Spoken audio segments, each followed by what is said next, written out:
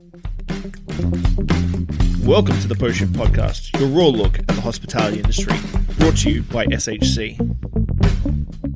This week's episode is proudly sponsored by Bar Green Ellington for all your restaurant and bar needs. Visit bargreen.com for the full portfolio. Are you there? Can you hear me? I am here. Can you hear me and see me okay? Yes, we can. How are you? Good. Thank you very much. Thank you for having me. It's a bit of an honor. I really love the program that Camosun puts on, and I know how hard it's been for you guys in this year's cohort and last year's cohort to actually pull off a lot of these things. Like, I remember doing it at this time last year. I was doing a really massive dinner at the Songies, and I'm like, and we wouldn't be able to have 100 people in a room anymore. I know.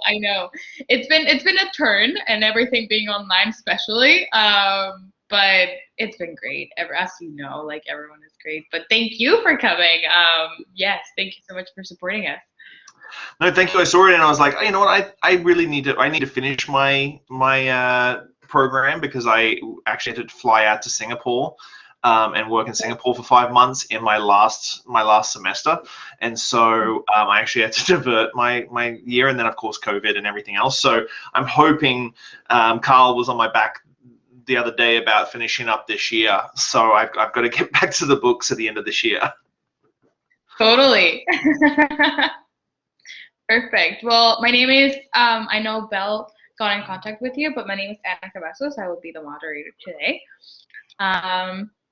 So I guess, would you like to give a little introduction and talk about yourself a little bit? Yeah. So I've been a bartender for 22 years. I still bartend on a regular basis. I'm running a bar called Clive's Classic Lounge, which we're going to get to in a bit, because it's my baby that I've had for a number of years, and I sort of left and went and did a whole bunch of stuff. So technically, I like to call myself a hospitality entrepreneur. It took me a really long time to do that. I run 5 different companies here in Victoria with 3 different partners. I do a twice weekly podcast. I do a daily craft spirits show. I'm about to launch my 3rd book, and I'm in the process of writing my 4th. And then I work and run a bar here in Victoria. So I'm a little bit different. I work about 100 hours a week, and I'm very comfortable working 100 hours a week. So yeah, my upbringing and me growing up, I moved a lot in school. So I went to 14 different schools in 12 years. And so I moved to Canada in 2006. And left everything behind in Australia. Obviously, I'm not Canadian because of my accent. And so for me, I've been in the hospitality industry for so long. And I've also had this entrepreneurial spirit that it sort of lent into it, because I believe that hospitality is very diverse in everything you can do. So the companies I run a consultancy company, which I do design and building bars and restaurants and distilleries. I do training and educations. I've developed spirits, so I've developed 4 different craft spirits here in BC, with my 5th coming out this year. I have a marketing and media company called Acclamation, which we do everything from content creation and social media marketing all the way through to web development and e-commerce. We launched that during COVID, so it was kind of weird launching a new company during a pandemic, but we did. I have a little distribution agency which we distribute and represent small craft brands. Right now we look after Okanagan Spirits and Non-Society. And then I have a branding and creative house with a very talented graphic designer partner, and we do branding and logo design and packaging for the drinks business. So we're doing 2 distilleries right now up Island. So we're doing two packaging and logo development packages for 2 distilleries up Island. So you can see just from my intro, just all the stuff you can do in the hospitality sphere, along with running Clive's Classic Lounge. So Clive's was I would say my first cocktail bar here in Canada. I started running that in 2009, and I ran that from 2009 to 2013. We became one of the most awarded cocktail bars in the country at that time. I think we pretty much are still, to a degree. And then while I'm still doing all the stuff that I'm doing right now, the opportunity came to go back and run it again. And I spoke to my wife, and she's like, I'm like, I'm already really busy, honey. Like, I don't really have time to be doing this. And she's like, yeah, but you'll be really upset if you go back in 6 months time and someone else is running it and it's not the way you would have run it. You'd be kicking yourself. So I'm like, you're right, I'm too much of a perfectionist. And so I decided to take it back over. So I'm there part-time, what most people would call full-time, but I call part-time. So I'm there about 30 hours a week. And so I run the program and the bar there. And we've got some really cool fun stuff coming up for that. So I have a very diverse, I suppose, portfolio of things that I do, including my podcast and my books and stuff like that. So I like to keep busy, and that's sort of my intro. Wow. Wow. That's very impressive. What would you say it's the one that you're loving the most right now? Just like out of curiosity. Oh, see, that flicks from day to day. Like, I'm at 328 daily shows for my craft spirit show on Instagram. And so I really just like that connection with the craft distilling movement. And then I'll flick over and I'll be talking to my partner in my distribution agency, and I'll be talking about which wineries and breweries we should be hitting up. And then I'll be flicking over. So every day is like sort of rolling. I have a list of things that I do, and I go top to bottom. And so I sort of go through, and everything has its pros and cons. I really like the fact that I have such a diverse sort of element to my job that it's sort of applying what a regular Friday night service is. So everybody thinks that's really crazy, like what I do and how I achieve it and all that sort of stuff. But I'm like, it's no different to working behind the bar on a Friday night when you have 6 chits in front of you with all different drinks. You just take that chit, you bang down that shit, you go into the next shit, you bang down that shit, you go into the next shit. And that's how I sort of apply, that's how I sort of think about all the things that I'm doing. And that's how I sort of compartmentalize all of it. Like right behind my camera right here, I've got a big whiteboard that every week that I'll write up everything that I need to do for each company and each task. And then that's my macro board. And then every day I write out a big long list of stuff that I have to do that day. So I don't have favorites. Each one gives me a little bit of different joy and challenge and stress. But each one has its own little spot, and I really enjoy. I've had a few people ask me, like, would you get rid of anything right now and focus on something? And I'm like, and I thought about it, and I got asked like twice in like 48 hours, and I was like, no, I literally wouldn't, because it sort of defines my days. You know, I might be previewing a proposal for a new distillery package, but then I can go, okay, I'm going to stop there because I need to process that. I'll go taste some spirits and do some videos and then come back. And so there's always ins and outs. And like when I really just want to get away from it all, I'll just go to Clive's and do prep or clean or like do stuff that sort of grounds me back down to who I think in essence I still am, is I'm just a bartender, you know, and just I like the element and the game of bartending. So it sort of always takes me back to like, you know what, doesn't matter how many speaking jobs I do or where I fly when I can fly again, I still go back to just being bartender. That's amazing. That's incredible. Perfect. So I'll start with the questions I have here. I bet we'll have many coming in as we go. But what let you like into hospitality or tourism? Like what was the thing that kind of like started? So my origin story for that's a little bit interesting because I know there's a lot of romantic stories out there, like, oh, I'm third generation hospitality person and my grandmother ran a restaurant and I grew up in the kitchen, blah, blah. I grew up in a big family. We were truck drivers and landscapers. So throughout high school, I did that. When I was 17, I left home and I just got a job at a hotel as a handyman because that's sort of that was what I was doing with my family company. And then one night, the food and beverage director was like, hey, do you have black and whites? I'm like, yeah. He's like, go get them. So I jumped on train, went home, grabbed my black and whites, came back to work, worked a wedding that night. And I was like, oh, man, this is way cooler than what I do, like changing light bulbs and raking gardens. This is so much cooler than that. And so I started like really falling in love with the food and beverage scene. Like my mother, like coming from a big family, like my mother wasn't a great cook. We didn't have salt and pepper in the house because it was 6 kids, all 18 months apart, 3 of us going through puberty at one time. So it was like pounds of potatoes, a massive flat of meat in the oven, overcooked, thrown on the table, and then like prison rules to try and feed yourself at night.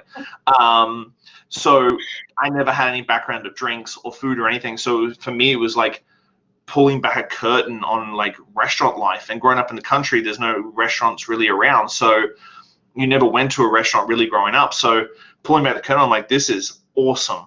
And so I really just deep dived on it. Obviously, back then, there was no internet at all. Like, the internet didn't exist. There was no social media. So if you wanted to learn about anything, you had to go to a bookstore and buy books and, like, pour through books. And obviously, books back then weren't as well researched as we have access to now. So I'd buy 10 books, sit down, go through all the history notes, go through all the recipes, and hand write them down, and then go to the next book and cross-reference, and then tweak it, and then go to the next book and cross-reference again and tweak it. And that's sort of how I sort of built my knowledge up on cocktails and history and recipes and stuff like that, was this constant churning through cocktail books and cross-referencing and building my own sort of style of cocktail book and stuff like that.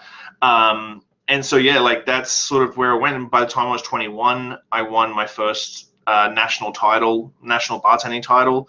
That was in 2001, and then it sort of slid from there. I worked at a lot of really great cocktail bars in Brisbane, and that was my big focus. And then I got a couple of management jobs, and then finally I moved to Canada in 2006, and sort of the rest is sort of history. That's amazing. Perfect. So that's the only education, of course, like, not the only education, because you've learned so much, but like on paper, like, was that the only thing you got, like the Okay. Yeah, like that was the interesting thing, because that was when I came back to Camosun in 2018. A lot of people were like, but why? Like, it's a advanced diploma, like, what do you need that for?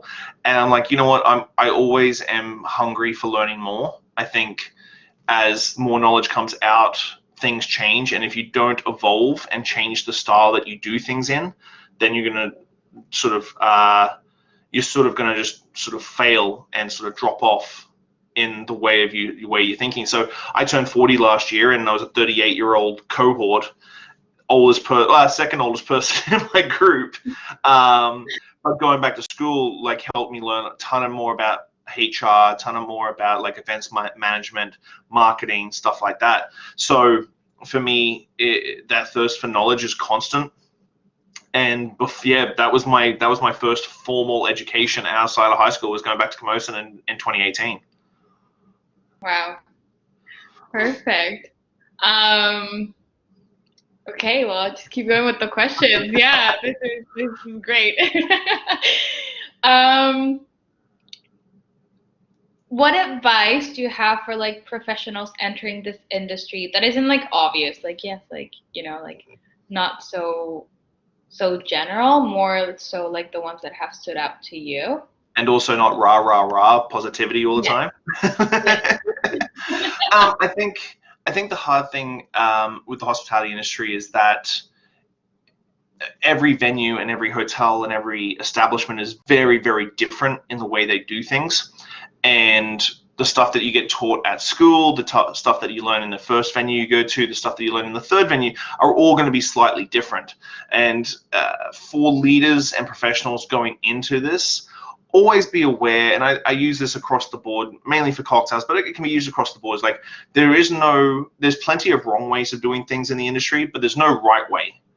And there's a whole bunch of this sort of like massive gray area that we sort of live in, and we try and quantify it when it comes to textbooks and school and stuff. Like, we try and quantify this black and white, but I feel like there's a lot of gray with a little bit of black and white on either end of that. And so this adapt and the ability to adapt. Oh, did we get lost? No, I hear you. The adaptability and the mentality to overcome, I think, is the biggest strength of any professional or anyone going into leadership. That understanding that you can't always get from A to B in a straight line. And A to B can be a curve, it can be a couple of steps left and right, but that ability to adjust and overcome is the key, I think, to being a really good leader, because you've always got to be thinking on your feet. And everybody can say, oh, you're thinking on your feet, but you really have to have that mentality that if the dishwasher breaks down, how do you fix it? Do you wait 7 hours before someone does it, or do you YouTube, how do you fix this model dishwasher?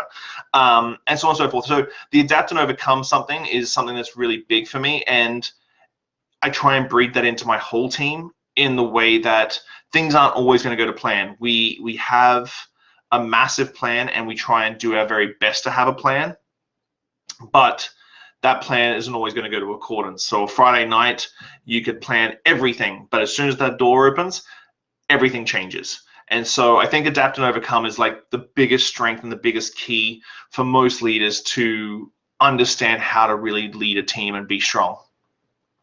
Totally.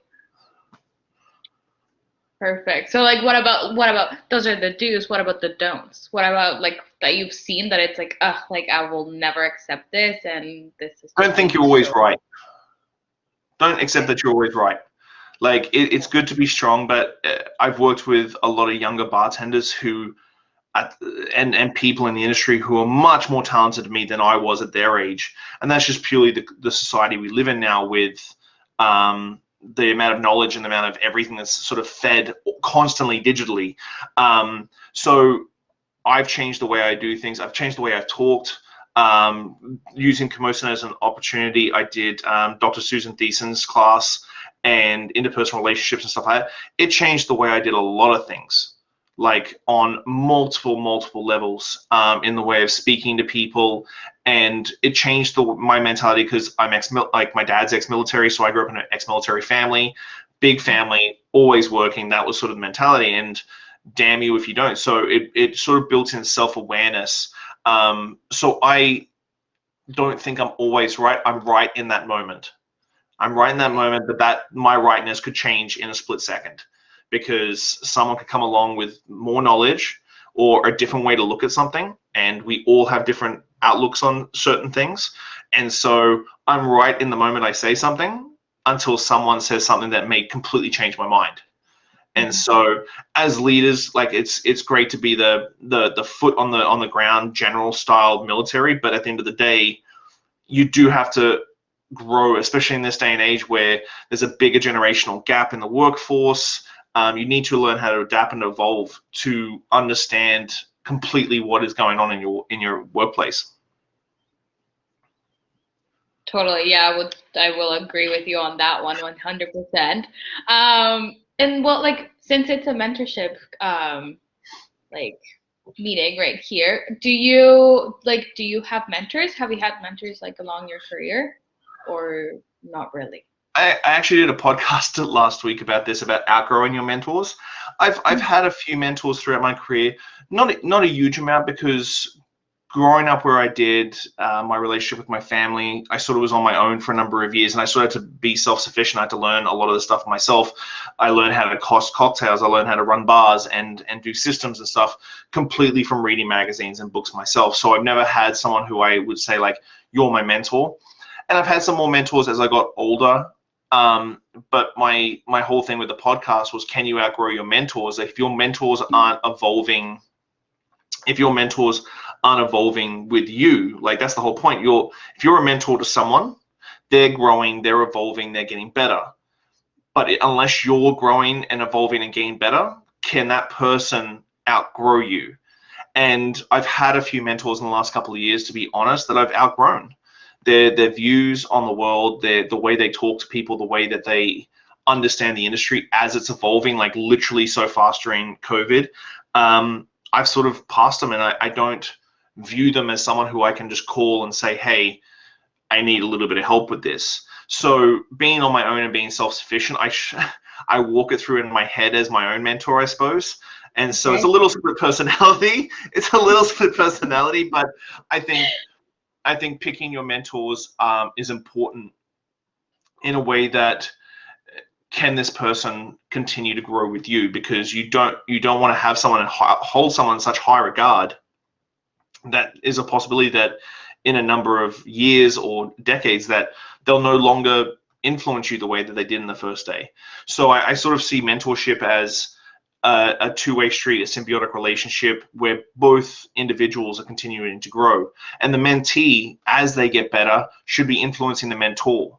And so that's the sort of way I sort of see it. And I've had a ton of amazing people in the industry who are much younger than me influence the way I do it so much that I would never have expected. I built a great team for a couple of cocktail bars, and they influenced me so far beyond what I could ever imagine. And again, I'm a 40-year-old dude. Like you would never think that a 26-year-old bartender would influence the way you talk to people or the way you think about things or the way you absorb stuff. And so, yeah, I've had a few mentors, but it's hard. I've never really had those people that have stuck out, that have continued to sort of help as I keep growing. Okay, interesting. And what about mentees? Have you are you a mentor to like others? I hope so. I hope I am. I'm hoping that I'm not having multiple coffee meetings every single week for people. So I have a lot of people, whether or not they're here in Victoria, obviously with the podcast, I've got a little bit more of a reach. I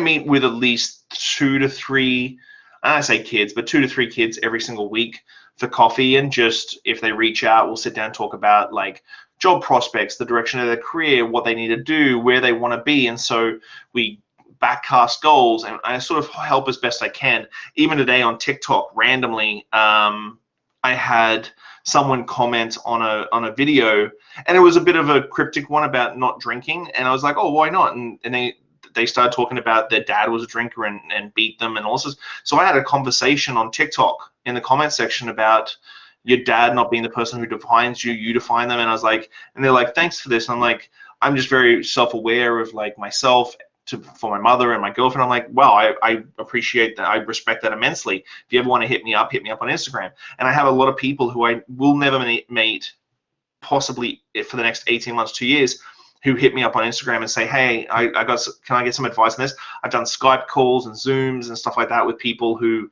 want to start podcasts or want to start their own businesses and stuff like that. So I hope I'm a good mentor.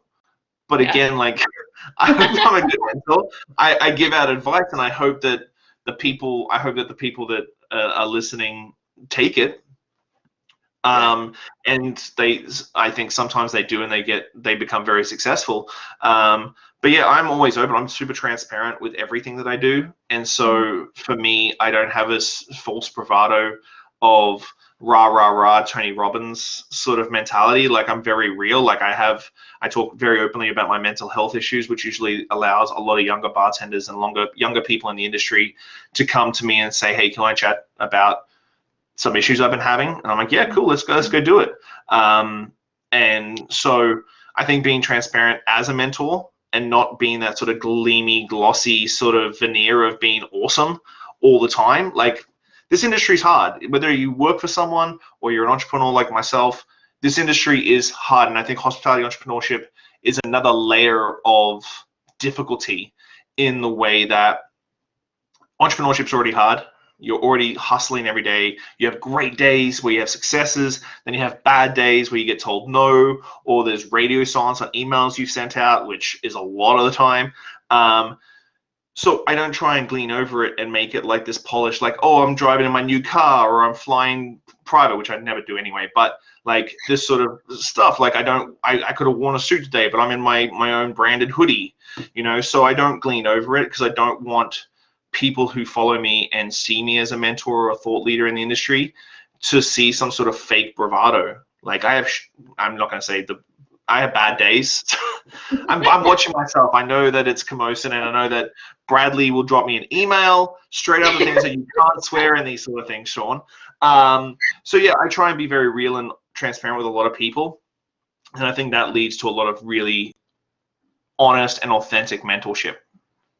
Totally. Yeah, absolutely. Well, just feeling comfortable, right? Like speaking to you. Yeah.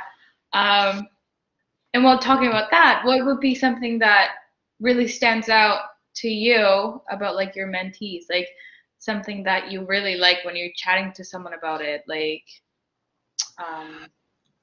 I think the end game is always to find the root of the underlying issue, because recently I sat down with a restaurant manager, and they were having a really hard time with operations and stuff like that. And we talked for like an hour about financial, like working on financials and understand P&Ls and all this sort of stuff.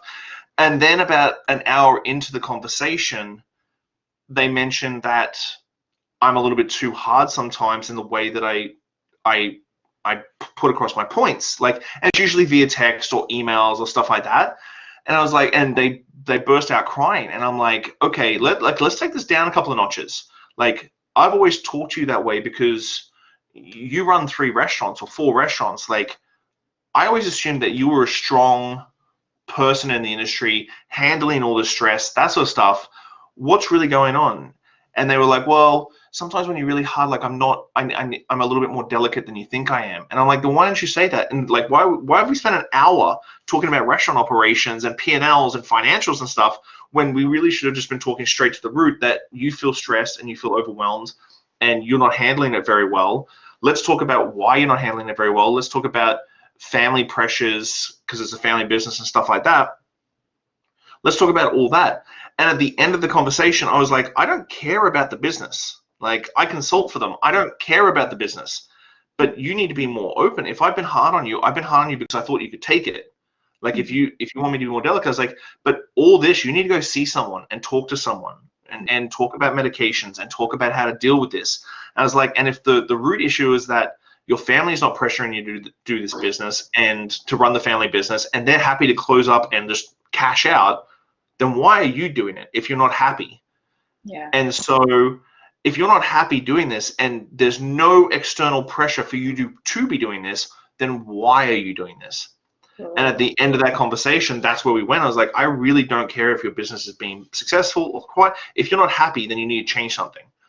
And so for me, my driving force is always ending the conversation to make sure that what they're doing is making them happy, because a lot of people get caught up in, they do look at myself and my career and they're like, well, I want the trips to like when we can trip.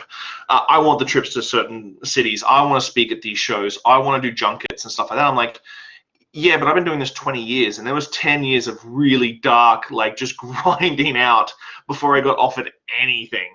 And even then, being based here in Victoria, I've got to work twice as hard to prove I'm half as good as anyone in Vancouver or Toronto.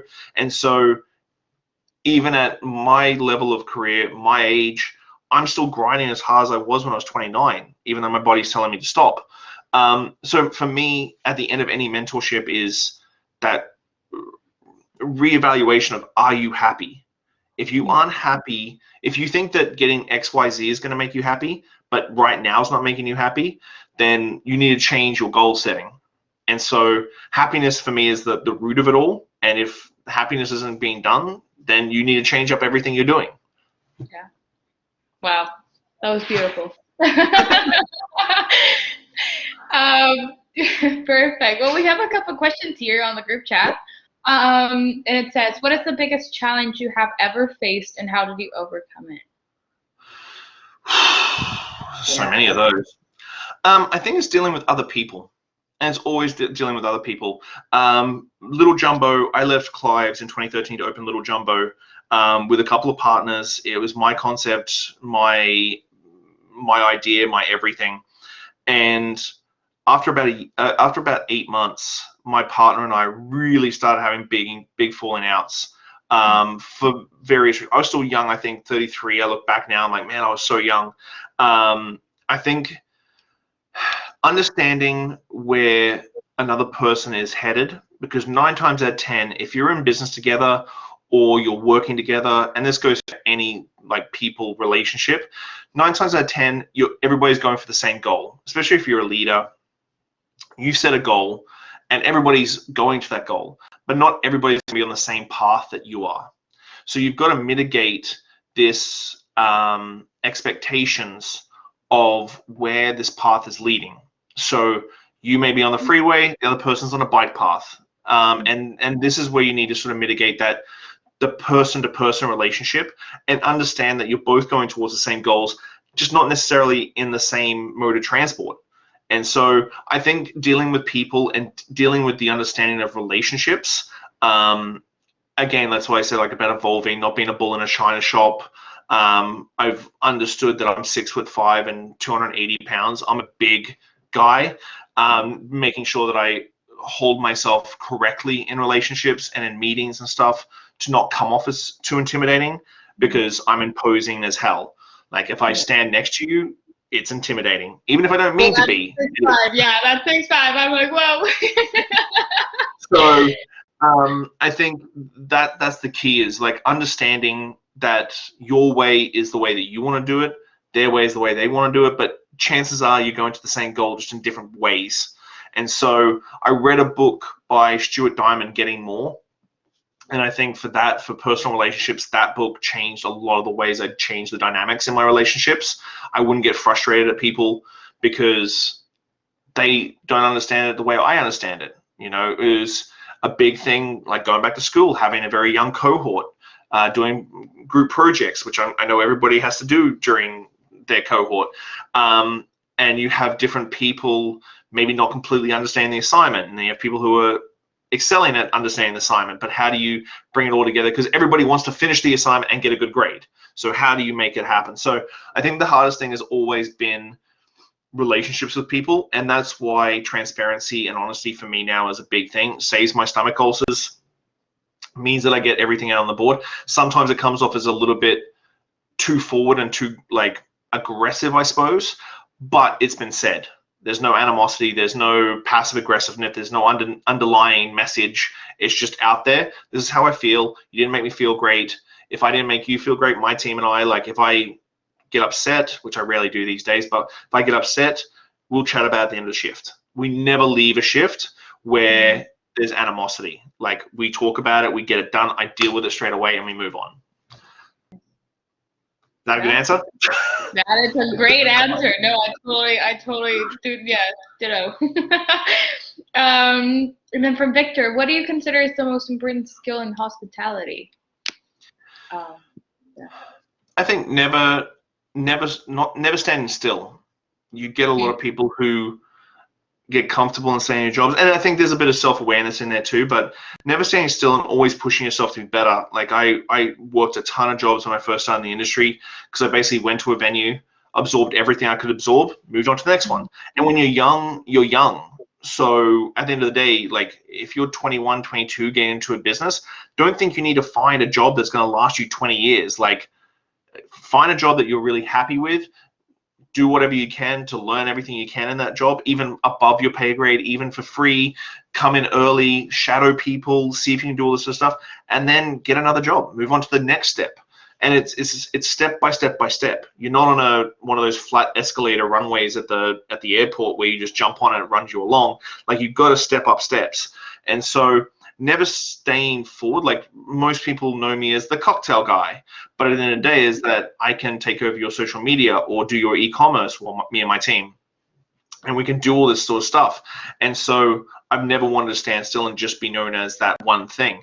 And so I think as a hospitality skill, not staying still and always pushing forward is a massive thing, because I live to work. A lot of people work to live. And I always want to be better than the person I was the day before. So every morning I wake up, I'm like, what am I going to do today to be better than I was yesterday? And that's my constant driver. And so my dad always said, regardless of what you do, he never had expectations on us or anything like that. Regardless of what you do, always be the best at it. But my mom always used to say, is regardless of how good you get, there's always someone out there that's better. And so this massive message dichotomy from my parents have given me horrible psychological flaws in my life, but has sort of pushed me to be a better person, a better husband, a better father, a better business person, a better bartender, just everything. So not standing forward and not like just resting on your laurels, just pushing always. Wow, that's awesome. Wait, so which one do you go by? Become the best? Someone's above? Okay.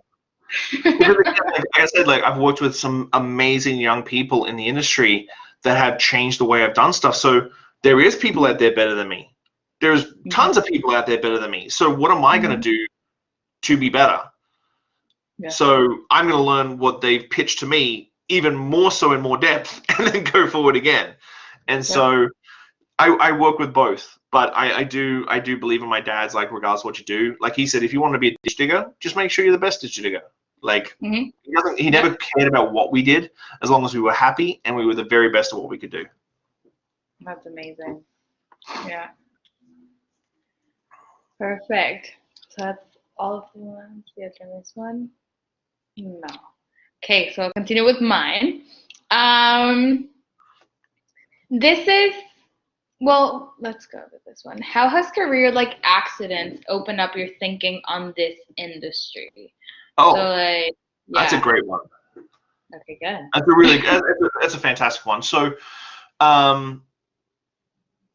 I look now more so as I had a really big reflection point when I turned 40, looking back at my career and who I had, what I'd achieved and stuff like that. And every time something that like just guts me like a fish and devastates me mentally and like emotionally, something always happens straight after. And so it's just, it's something that I sort of look at as like, so if I opened a bar in 2017 called Foxtrot Tango Whiskey, and unfortunately we closed after 4 months for some licensing issues that the hotel we were in had screwed up. And I put my heart and soul in that place, and really just opened up a fantastic venue. I thought that it was going to last. And once it closed December of 2017, I was just like, oh, this is just, again, horrible. After Little Jumbo and FTW, massive losses in my career. I helped my good friend Solomon reopen Pagliacci's, so I did the design work for Pagliacci's and the bar and everything. So Solomon and I designed the bar together, and I worked there for a bit. I went back to school. During that time, I pitched my second book, Great Northern Cocktails. It got picked up, and then in 2018, I was in Portugal speaking at the Lisbon Bar Show, and I got a random message from an old friend who was based in Singapore, and he's like, listen, we're opening up a new place. I think you should come over and open this. And I'm like, oh, wow. So I did a Zoom call with him while I was in Portugal. I came back for a week and had contracts signed, tickets booked, came back from a week from Portugal, and flew out to Singapore. In a space of a week and a half, 2 weeks, I went from working at PAGS, doing Camosun, and writing my second book to, oh, I'm going to go open 3 venues in Singapore in the next 6 months. And so if FTW hadn't happened, chances are Great Northern Cocktails wouldn't have been written. I wouldn't have started my consultancy company up again. I wouldn't have gone to Singapore, which I spent 5.5 months in Singapore, which was one of the most incredible experiences of my life. I was away from my family for that time, but an amazing city in a different country. There's not many people who can say they work somewhere for 5.5 months, opening 3 venues, which I would never suggest opening 3 venues in 6 months because it's freaking insane. But if that hadn't happened in 2017, I wouldn't have gone to Camosun. Like, that wouldn't have happened. I wouldn't have written my second book, and I wouldn't have gone to Singapore. And so my Singapore trip opened the doors to me, what I was supposed to be opening a venue in Myanmar and Vietnam last year. And I had, like, if COVID hadn't hit, I was going to be traveling 8 to 10 times in a space of 6 months all over the world. Cognac, Spain, Ukraine. I was supposed to speak at the Ukraine bar show. Open a venue in Myanmar for a couple of months. Open a venue in Vietnam for a couple of months. And so for me now, like, you know, it's always rah, rah, rah, like, oh, when a door shuts, or like when a window shuts, a door opens, da, da, da, da. Like, at time, you can't think that way. It's just gutting. Our industry is very passion driven. Business is a secondary thing. We do things for the passion of what we love: food, drinks, people, that sort of stuff. The dollars and cents don't matter, which is another hard thing with relationships that we can circle back onto before. But when it happens, you're just like, oof. But when you look back, you're like, oh, well, if that hadn't happened, I wouldn't have had all this success. You know, and I see FTW being a very successful portion of my career, but my book, I'm writing my second edition to that book. I'm writing my my third book comes out in May. Singapore, At the moment, I've got 8 projects going on. I'm moving a distillery in North Vancouver. I'm doing 2 projects for branding and logo design. I'm bringing out my own whiskey. I've got my own brandy coming out.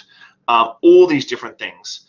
And so now looking back, and maybe it's age and just getting older and more mature, I look back and I'm like, would I be in where I am? Would we be having this conversation if Foxtrot Tango Whiskey continued to be open? Probably not. Yeah. You know, so at the time, it's right. Like, you can listen to motivational speakers, which I don't think I am one, but like motivational speakers, and they do, like the whole window shuts, door opens bullshit. Oops, sorry, Brad. But at the end of the day, if you have that mentality of like, you know what, I'm just going to get over this and push forward. Yeah. Yes, it's going to be hard. Yes, it's going to be painful. Yes, it's going to be emotional. Yes, it's going to be mentally taxing. But it's just business. Like, it's not your mum dying or losing your wife or a kid. You know, it's not your house burning down, you're losing everything. You know, it's a business that you can get over and move forward with.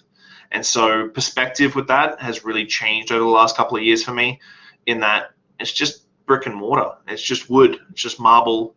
It's great. It was awesome. But that's all it is. Like, I got my health. I've got a beautiful wife and child. My parent-in-laws, who are like my parents, are still alive and healthy. So it's all about perspective.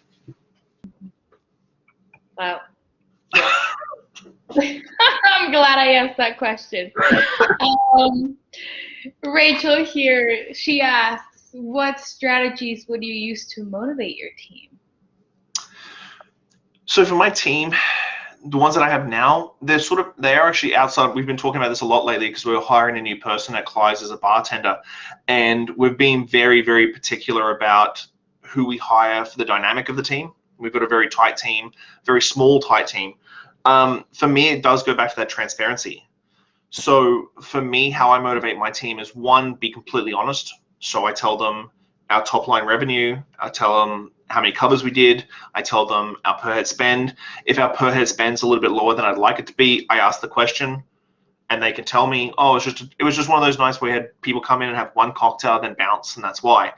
But I set them goals that are my goals as well, in the way of, this is how much money I want to make. This is how many covers we need to do. This is our per head spend. And that honesty and folding people in to the mentalities that you think of perfection, and why we're going to get that per head spend, and why we're going to do that cover count, and just having conversations about them. I think COVID has sort of pulled back the curtain, and the curtain a little bit on this mentality of restaurant ownership and hospitality operations, of like, you can have an absolute horrible day. You can talk to your accountant, and the accountant's like, you're in loss, you're in so much debt, like, what are you doing? And then 5 o'clock comes, you open the door, and it's like, touching tables, kissing babies, running food, giving, like, and everybody thinks that you're happy and fine. Yeah. Whereas if you are super honest with your staff, and I think staff and guests alike, I've been saying this since the start of COVID, I think there's time for restaurant operators to truly be honest about how hard this industry is, especially in the food and beverage sphere, with consumers, because consumers see you walking around in a suit, touching tables, kissing babies, selling bowls of wine and stuff, but they don't see that the late night crunching numbers and looking over P&Ls and stuff. So I think honesty and transparency is the root of it all, because once they understand where you're coming from, completely, like, I'll tell them if we made profit, I'll tell them if we made a loss, I'll tell them if we did this, I'll tell them anything they want to know about the business. That honesty and transparency automatically makes them feel like they're in the same, like, it goes back to that, everybody's going to the same goal, but on different paths. If you tell them everything you want for the business and everything that is happening in the business, all of a sudden everybody's in the same vehicle, and everybody's listening to the same music, everybody's looking at the same windows, and everybody's on the same path. And so I think there's always this sort of cloak and dagger, like, oh, I don't want to tell my staff how much money we're making, because like that, how many people, I'm sure there's people in this room right now who have worked at a restaurant even before the pandemic, where you thought the job was awesome and the place was making money, and then you get a phone call from your boss like, hey, we're shutting up. We haven't been able to, like with no notice, 24 hours, the place is shut, sorry. We're going to sell, or we're closing. that's the thing, is like when you have this sort of happy-go-lucky sort of mentality, that's the problem, is that people don't really understand the realisms of the hospitality industry. So having that transparency and honesty with your staff, always telling them how they're doing. We have a WhatsApp message board for us, and they know they can contact me at any time, day or night, and I'll answer messages. As a leader, your staff don't work for you, you work for them. And that's the way it works. Like if they need spec changes or recipes, I'll answer them straight away. If something is bad, like cleaning, or the clothes wasn't tight, or something was left unlocked, I'll message them straight away individually and say, hey dude, like you screwed up last night, like the clothes was rubbish. And so that's sort of two-way street, and they can be honest with me and say, hey Shawn, you were grumpy tonight, you were a bit of a bad person. So I think honesty and transparency with your team is the best way to motivate them. That's amazing. Yes, no, I couldn't agree more with you on that one. Like just having that openness, and like being transparent also allows them to like come to you, right? As you said, like ask questions and stuff. Perfect. Noemi, what are some? Oh, we're getting the questions here, right? We haven't had a lot of questions today. What are some things in your career that you regret not having done earlier? I think it goes back to like the big things. I try not to live with regret. I suppose so the one thing that I probably would do, and I gave that advice earlier, like you're 22, you don't need to do it. I have an 18-year-old son back home in Australia, so at 22, I literally had a kid, because growing up in a big family in the country, that's what you did. You turned, like you're 21, 22, you had kids, you got a real job, and that was your life. Yeah. But once and that relationship didn't end well, but like once I moved on, like work consumed me to such a point that I didn't really enjoy the space that I could have had. If I had someone come to me, like if I had me come to my 22-year-old self, I wouldn't change anything. Where I'm at is where I'm at, but like just go traveling. Like living in Australia, I've never been to Bali. Like I went to Sydney a couple of times. I never went to Melbourne. So like Australia's a big country, but I really didn't enjoy my off time. My off time was my study time. And so that's one thing that I probably do regret as a younger person, is that I didn't travel as much. That being said, once I turned 30, I did cognac 5 times in 3 years. And I started getting the junket trips, and I traveled a lot. I travel a lot now. So, but not that sort of happy-go-lucky, no cares, 22-year-old, 23-year-old feeling, go traveling for 6 months. So they're the sort of things that I wish that I'd done when I was younger. But in hindsight, I traveled all the way to Canada when I was 26. So I bit of both. But yeah, like enjoy your youth. Like you've got time. Like I still feel young now. Like I always say to people that they're always like, oh, I really got to do this before I'm 30. I'm like, yeah, but really think about it, like from when you're born, 25-year-old, when you're a 5-year-old, you're trying to figure out just how to be a human, like how to eat, sleep, poop, all that sort of stuff yourself. Then from 5 to 12, you're trying to figure out who you are as a person. Then from 12 to 17, you're figuring out how to be a person with all this external peer pressure. Then once you leave high school, from 17 to 21, you figure out how to be a person by yourself with no influences. So when you get to 21, you're really just starting your life properly. Like you've matured to a person. So why would you want to rush the next 5 years when you've got, like, I look back and I'm like, okay, well, I'm 40. I'm like, I've still got probably a good 35, 40 years worth of work in me. Like, what have I achieved? What have I achieved since I was 20 to now? Oh, I've got double that. Oh, hell yeah, let's do this. So I think like that mentality of like this, try to like, I'll go do something by the time I'm 30. Like I had those goals, and I look back, I'm like, you're a freaking idiot. Like you should have just enjoyed the time. So I think that was my biggest regret, is I didn't enjoy that 22 to 28 sort of stage. That's so eye-opening too. This society, it's like 30 and you're done. Exactly. I feel like a kid still. My body doesn't feel like a kid. My brain does. My body doesn't feel like a kid anymore. My body's full all the time. But the body doesn't really matter. You just go to the hospital and whatever. Do you have any advice as we start to adapt to changes, pandemic, globalization, technology, etc., in this industry? Like, I guess it's like tips. Post-pandemic, I guess, yeah, like how to adapt and all that. the first rule of post-pandemic operations for the hospitality industry, hard and fast, is that the old ways were broken. Our industry as a whole was a broken industry before the pandemic. So let's not romance what our industry was before the pandemic, because we have a massive opportunity. All the things that have happened this year, not just the pandemic, but the BLM movement, LGBTQ movement, all these sort of things that have come to really big fruition and light. Our industry was broken. We romance it because we always romance the old days. You know, we always romance the days of, oh, we read newspapers instead of reading tablets, or we watch TV instead of being on our phones. Everything from living wages and workplace culture, we have an opportunity to reset everything. So when it comes to rehiring, we're not rehiring the exact same people that were in the industry before. We're really looking at diversity and really pushing a much more bigger conversation on how diversity can really influence and make our industry far, far better than it was before. Let's not romance the old things. Let's really look, take a stop, take a breath, and see where the world is going, because we always feel like the hospitality industry is cutting edge and very liberal and progressive, and we're not. We really aren't. We tend to think that because we have transient staff who come and go, and we may have a little diversity one month and no diversity the next. But let's really take a breath and look at our culture. Matteo talked about it perfectly. HR. Let's really look at our HR procedures about onboarding and hiring. Who are we hiring? How are we hiring?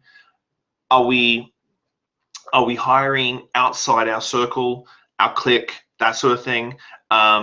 Suzanne Thesian said it perfectly, that a lot of Indigenous communities still do a lot of communication via fax. They don't have good internet service and stuff like that. So how are you reaching out to Indigenous communities to advertise your job at your hotel, at your restaurant, to Indigenous communities? Most people aren't using faxes anymore. So I think that the big thing going forward, and we can talk about tech, we can talk about revenge tourism, we can talk about the city sort of looking at, especially Victoria is a big one. How do we look at our city if we don't have tourists? Like, how do we dabble in that? But I think the root thing is that as operators as a whole, looking at the hospitality industry as the old ways and romancing that is literally the thing that's going to crumble us for the next 18 months, 2 years. If you hire back the same overly Caucasian staff because that's the way you do it, you're missing the point. We've had a full reset. The world has had a full reset, and we have an opportunity to really be that standalone industry, because we are the ones that have been fully reset. The oil industry hasn't been fully reset. The car manufacturing industry hasn't been reset. A lot of the industries outside the tourism sphere haven't been reset the way that we have. Everybody's been furloughed. A lot of industry people have moved on to other jobs because they don't want to be in the hospitality industry anymore.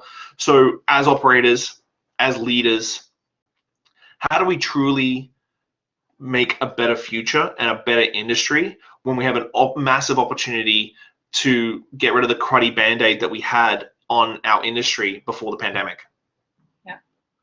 I'd be very eloquent and then I throw in a cruddy band-aid. I don't know what I do that for. No, that was perfect. And actually that ties in with our other question that I forgot, like it was before this one. But she's asking, like, what something that impresses you the most when you're considering hiring someone? Yeah, like something that stands out to you the most when you, or that you look for when you're hiring people. For me, it is about them having researched the venue they're applying to.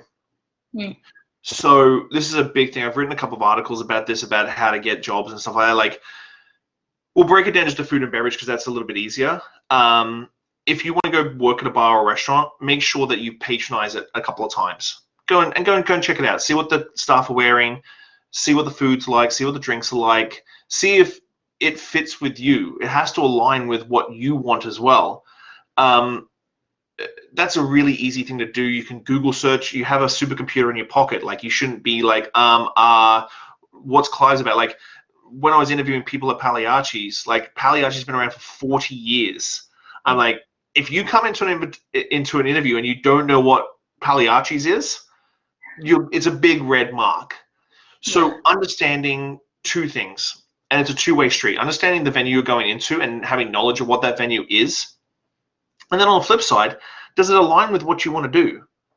Like, don't try and fit a square peg into a round hole. Like, the worst thing you can do is go get a job because you just think it's the job to get as a server at such venue or X venue. And then within a month, you're like, yeah, this is not for me. If you've done your research and gone and drunk and gone and watched the customers, go and watch servers, and only it's $25-30 a visit, 4 visits over a couple of weeks, and then apply for there. And then you need to be self-aware about what you want from the venue, because it is a two-way street. Like, what are you going to learn from that venue, and what can you give that venue? And I think that's the real key, is that the self-awareness. Like, I've had people come in, they didn't know anything about Clive's. And I'm like, well, why are you here then? Like, what is your why? What is your why for applying for this job? If you don't know your why, I can't give that to you. And so understanding your why for applying for the job is one track, but also understanding the job you're applying for and really understand it. It takes 20 minutes of Google search on your phone while you're having your morning coffee before your interview to learn everything about venues. So I think that's the big thing is understanding your why, and that's just in life general, but like getting a job is understanding your why. Why are you applying for this job at this venue is more important than just going send on a bunch of jobs. And so I think that's where that animosity sort of builds with staff, because you have a lot of people who are trying to jam their square peg into this round hole, and that's not good for them. That's not good for the venue, and that's where things hit the fan. Totally. We were actually talking about resumes earlier before, and like cover letters and stuff, and it was the importance of like doing your research, right? It's like very important. Okay, well, these have been like amazing questions. I guess like the only ones I have left, we also I don't want to like eat your time. We know we said too. I'm good. I have to be at work in about 45 minutes, so we're good. We've been grinding. I'm sorry if I asked you this, but I've asked the same question like 5 different times today. But like, what advice do you have for professionals entering this industry that isn't obvious? Yeah, you did answer that one. You did ask me that one. Yes. What do you see for the future? How can students prepare for this? I guess that's more of like the one I just asked, like how to adapt. I think be realistic. Be realistic and have self-awareness. I think the hard thing that sometimes a diploma or a degree gets you is a lot of self-confidence, and you go from being a big fish in a little pond at college to a little fish in a big pond. And I think when you're going into a new job and you've got the job and you've done the resume and you've done the 5 interviews that most hotels are going to have for you to have with all the multiple different people, which I hate that interviewing process, but it's long-winded. Just being self-aware that you don't know everything. And it goes back to that, like, there's the right way right now, and it could be wrong next week, or the next venue is different. And having that adapt and overcome mentality. But I think being self-aware, like, I had a lot of my cohort reach out to me like, oh yeah, but they don't do this like in class, and they don't do this. I'm like, yeah, but that's their house style. You just have to adapt. I know that you learnt it and you stressed out about it for the whole term and you nailed your final and stuff, but there's someone who may have not even gone to college who is now your GM, and they've worked all over the world with different venues, different people, different everything. So just take a breath. Don't try and be the smartest person in the room. My biggest thing is always let me phrase this. Always try and be the smartest person in the room, but always be the quietest. So go in there with the knowledge you have in your head, but then listen. Like, a lot of people like look at me and they go, oh, you love to talk and you never shut up and da-da-da-da. And you've already seen this last hour that I love talking. But when I'm in a room of people that I don't know, or people that I may just be associated with, just in the industry, I just be quiet and I listen. And I listen twice as much as I talk. So I listen, I process, I take what they've said to what my knowledge is, combine it, and then come out with an answer that is still my confident answer, but it also takes into consideration their possible experiences. You know, I've been doing this for 22 years. Not many people have as much cocktail knowledge and like food and beverage knowledge and restaurant operations knowledge as I do. But that being said, like my mum always says, there's always someone out there better than you. So if you go into a room of people, just shut up and listen. Yeah. Just shut up and listen. You don't need to be the top dog. Nobody is having a, I can't use that analogy because Brad will be mad at me. No one is having, no one is trying to be better than you. Just drop the ego, like, because at the end of the day, you can learn something if you just be quiet for 2 seconds, especially when you get out of college where you're a go-getter and you like want to just eviscerate everything. Just take a breath and be quiet. Yeah. Yeah, you're nailing all those questions. I guess like that's all the questions I really have. Is there, like, at the end, like, is there anything that you're urging to tell students, or like that you just want to put out there? Yeah, I do. You know what? You've already done a lot of hard work, especially, is this the last term for your cohort, the last semester, or second? Some of us. For me, it is, but some of us. So you've done a lot of hard work, and a huge respect. Like, it, even for myself, it was a lot of hard work. There was a lot of stress. I hated HR, but now I remember everything that I learned in HR. I got kicked out of my entrepreneurship class for some reason, and just got an A+ for that after 2 classes, so that was nice. But at the end of the day, you've worked hard, but this is just the start. And so my biggest piece of advice getting out of this industry is that, again, I work to live, so I'm very self-aware of my personal drive to work. Actually, during my time at Camosun, I actually tried to be normal and just work 9 to 5 and have nights off with my wife, and I fell into a massive fit of depression because it wasn't me. I was trying to be something I'm not. I like to work. It's Saturday. I've been working since 9 o'clock this morning. I'll work till 10 o'clock, 11 o'clock tonight. I'll still work tomorrow on Sundays. I take afternoons off or hours off. I don't take days. I haven't taken a day off since May 2019, but that is me. That doesn't necessarily need to be you. And my biggest piece of advice getting out of class, be self-aware, don't burn out. The hustle and grind has got bad connotations, but you're still young. You can still work a lot. You're not going to be sore when you wake up in the morning. You're like, there's a whole bunch of stuff that younger people have. And if you really are goal driven and you really want to achieve something, always remember that it's always better to work 80 hours a week for 6 months to get to your goal and be happy with that goal. Again, goes back to self-awareness and happiness, than to work 40 hours a week for a year and a half. So if you take over a venue and you have to update all the systems or train new staff, or you have those sort of goals set, put in the work, do some sacrificing, because your body's going to bounce back a lot quicker and you can get to your goal, as long as you're self-aware. Like, don't be hitting me up on Instagram in 8 months time saying, Shawn, I'm burnt out, like, can we have a coffee, because you pushed yourself too far. But always remember that as you're young, you've got time. So it's a balance of like working hard because you can, enjoying your off time because you can, but don't allow any sort of constraints to what you can achieve going out of school, because don't worry about societal norms or what your parents say or what your friends want to do or any of that sort of stuff, because at the end of the day, they don't pay your rent. And so figure out exactly what you want to do, what makes you happy, how it makes you happy, and then go for it. And some people are going to think you're freaking crazy. Like, people thought I was crazy when I started all these companies, and they were like, well, why don't you just go work at Clive's full time? Aren't you happy with that? No, I would not be happy being a food and beverage director at a hotel. It would bore me to tears. I need to be on the go all the time. So being self-aware and really understand that it's you. Your parents don't pay you, well, unless your parents do pay your bills, but your parents aren't going to pay your bills long time. Your friends aren't, your teachers aren't. It's all about you. And so be self-aware about what you want and screw every other voice in your head. The one big thing, negative voices and stuff like that, they're not put in your head. You don't get born with negative voices in your head. You get negative voices get put in your head from primary school teachers or your parents or friends or something telling you you can't do something.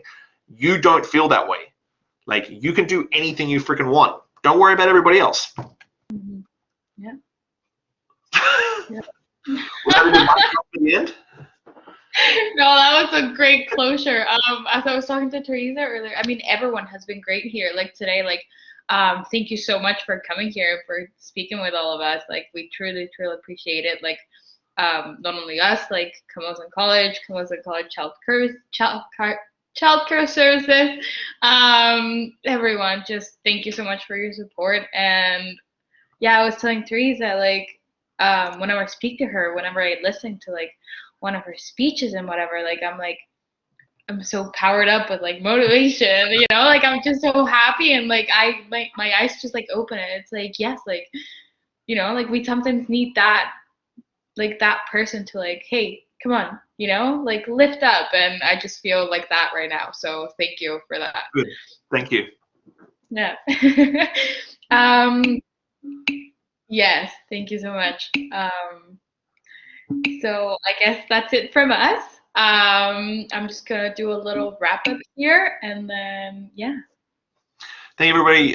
My name is I'm the only Shawn Soole in the world. So if you Google my name, you'll find my Instagram, Facebook, anything. If you ever have any questions, I'm an open book. Just hit me up on Instagram and socials and stuff, and I'm happy to answer any questions. If you ever want to just listen to my podcast, it's called the Post Shift Podcast. So like post shift, like what you do after you finish work, you have a post shift drink, or you listen to my podcast. So I do a twice a week. I do interviews with really amazing people as well. So if you want to like listen to more people like Teresa and myself and Thomas and all that sort of stuff, they're really good people too.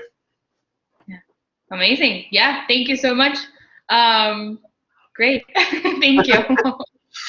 Thank you, Anna. Yeah. Have a good Bye, rest guys. of your Thank day. you. Bye-bye. Awesome. Well, I hope you guys enjoyed all of that as much as I did. Thank you all for... Thanks for listening, Pose Shifters. I hope you enjoyed that episode. I really enjoy sitting down with friends and peers and just chatting about the industry and getting down to the nuts and bolts of what's really going on out there. Make sure you like, subscribe, comment, everything on all the platforms. Just hit it up and I'll do my best to answer any queries or questions you have. I'll see you next week, guys. Bye.